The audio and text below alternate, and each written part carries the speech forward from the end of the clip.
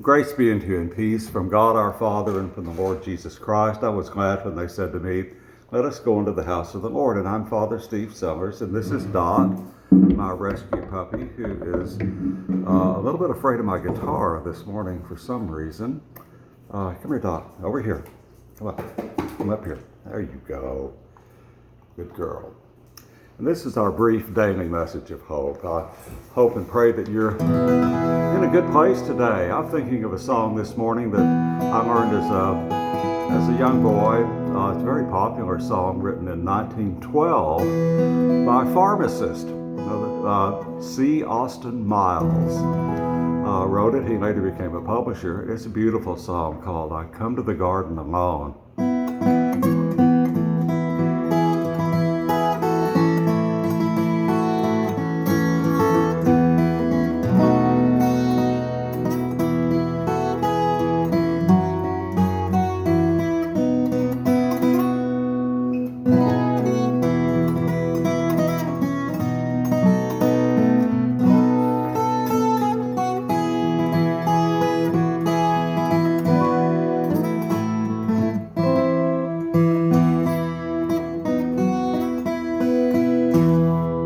Beautiful song.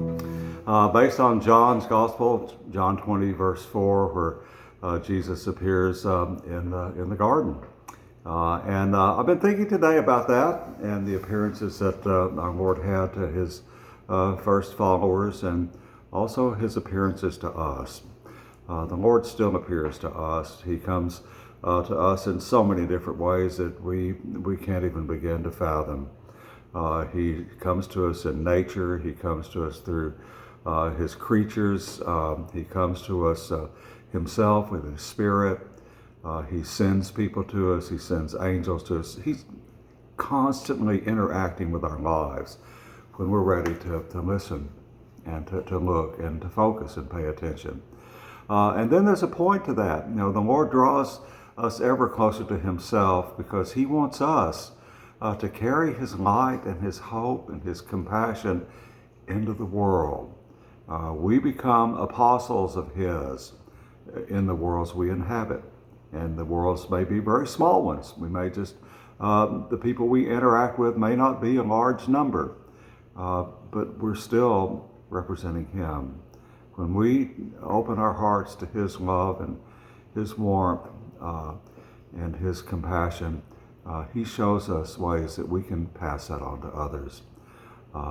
And it's the way the world changes, one person at a time, starting with us. I was reading through the letter of James in the New Testament about how important it is in James chapter 2 to have an idea of serving others. You know, there's a great discussion where James talks about if someone comes to you who's cold and hungry, and all you do is tell them, good man, be filled and warm, and go on your way. And that's all we do for them. We haven't done anything, basically, other than assuage some sort of a guilt or in our own conscience. We're meant to take care of them when they're people in need come to us. James even says, you know, you say you have faith, that's great, but show me your faith apart from works, and I by my works will show you my faith. So the age-old question, is it more important to talk the talk or to walk the walk? And my answer is always yes. It's important to do both. But as Pope Francis has told us so many times, that we do pray for the hungry all the time. Pray for the hungry, and then we feed them. That's the way prayer works. It changes our heart. I hope you have a blessed day today, and that you're experiencing the warmth and the love of the Lord in those around you, and they're making a difference in your life, and you can make a difference in theirs too. God bless you, and Dot and I hope to see you again tomorrow.